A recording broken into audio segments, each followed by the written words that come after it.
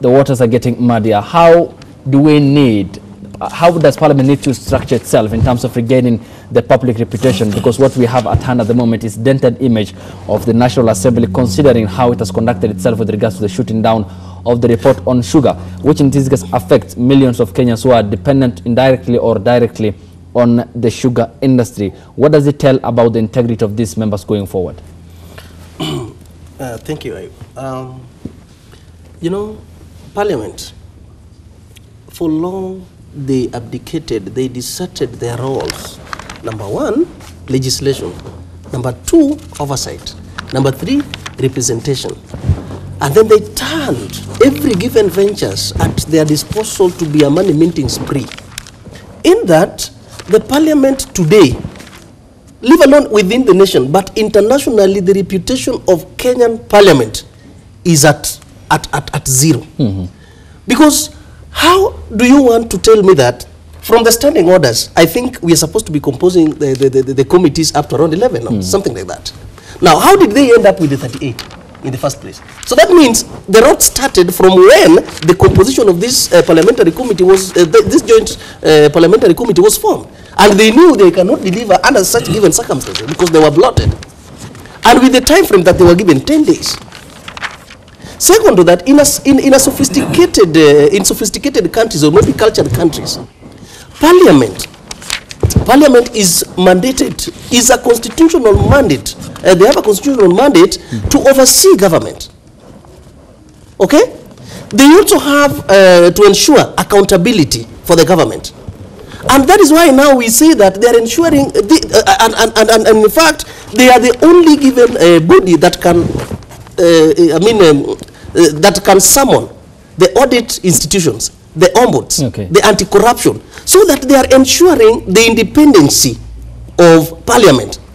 And again, that is also now reinforcing what we call the position of accountability. They are now stressing the position of the accountability within the institution of Parliament. Now, the credibility of our Parliament is at zero.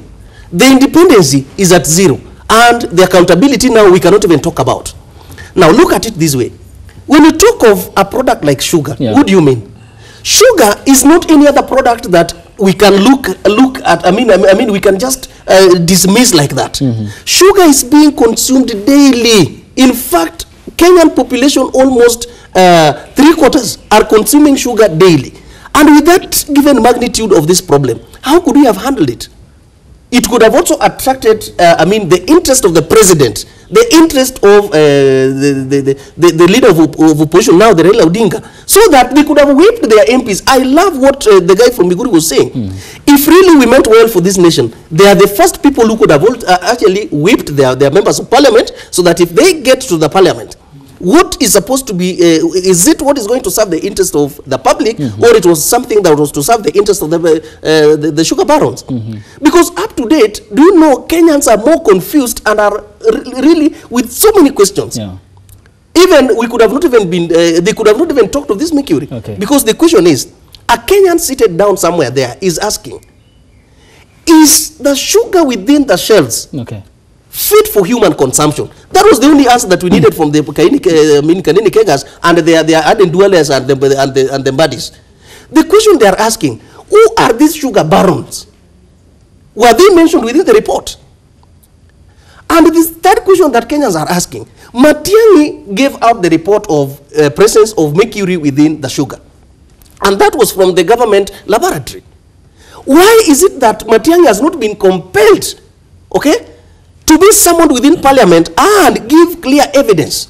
Because it's part of what we are solving today. And why is it that there is nowhere that is being mentioned?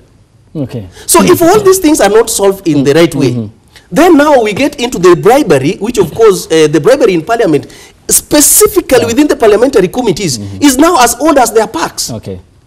Because today, a member of a parliament believes that greed, deception, interest, total disrespect for the people who elected them is the norm of the day. So we must now come clear and ask ourselves, if we have such a parliament, and a parliament that does not believe in the interest of the common man. Okay. A parliament that believes that the bribery is the norm of the day. A parliament that does not now think beyond enriching themselves at the expense of the welfare of the common man. Okay. So then, the people they could have gone for, okay, the rise. Okay. Because you cannot be a miller and at the same time you become an importer. How? These are the people that now we need to confront. And the members of parliament now need to understand, because by the way, immediately that report was quashed, we have to wait for another 6 months for the report to be reintroduced. Meaning, I don't know how, if Kenyans will be dying for the consumption of mercury, lead, and copper, who are these members of parliament, who will they be representing in that parliament? Okay. Because we need not to have a report, Abdi, that today we were talking about how the sugar is actually has the presence of mercury, lead, and copper, and then we will be waiting for Kenyans to die, so that we also compose another parliamentary committee who will be investigating and also giving probe on how Kenyans died because of mercury. That will fail again. That's bound to fail because of... it's shame on our members of parliament. It's a bogus, because how do you use the word honorable? And it indeed set a precedent, because at the center of all this is a disheartened public that doesn't know which way forward, because it's very difficult for them to assess and come to a conclusion on the contradictory statements made by the ministers Adan and Matiang'i and of course Henry Rotich. But again, on the other hand, we have afterwards the investigation which was tasked by Parliament to form a committee to look into the matter, coming up with a report, shut down in Parliament. Then who does the person in Mandera, the person in Kisumu, the person in Kakamega, in Nyeri County or Mombasa look upon to when the entire Parliament is behaving like this? And is it a negative consequence of the handshake for the first time we saw, the coming together of the teaming up of Honorable, that is John Mbadi and Aden Duale, to just drop the norm Honorable because of what happened in Parliament?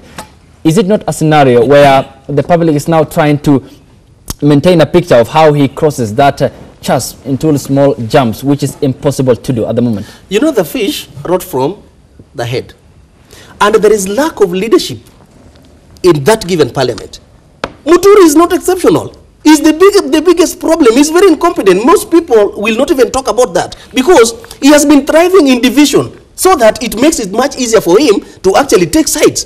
But today that all these people are together, they speak one language. They don't know how to control them. And with this confusion, now the common man is the one that is suffering.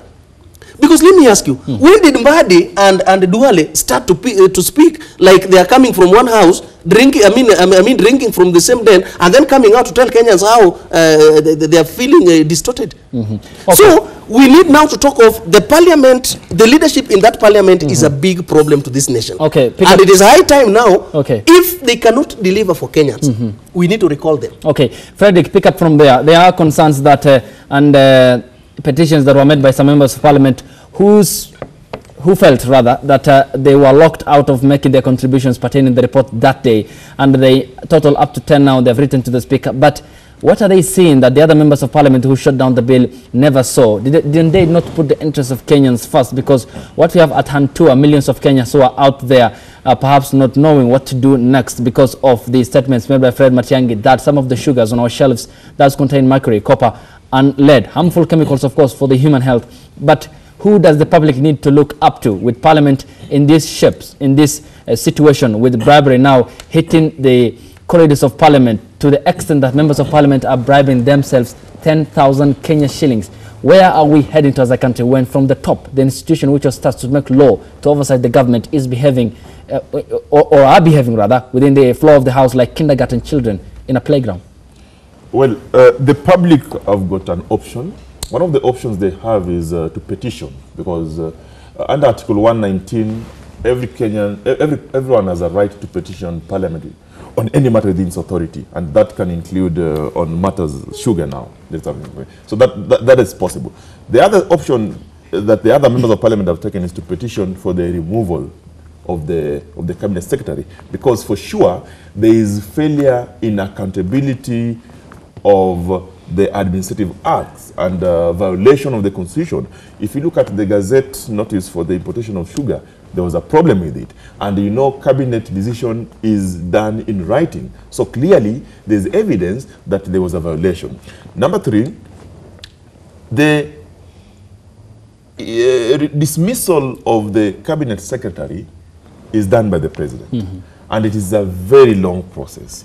And Honorable Didmas Barasa has started that. I think he is petitioning for the removal of Matiang'i. Yeah.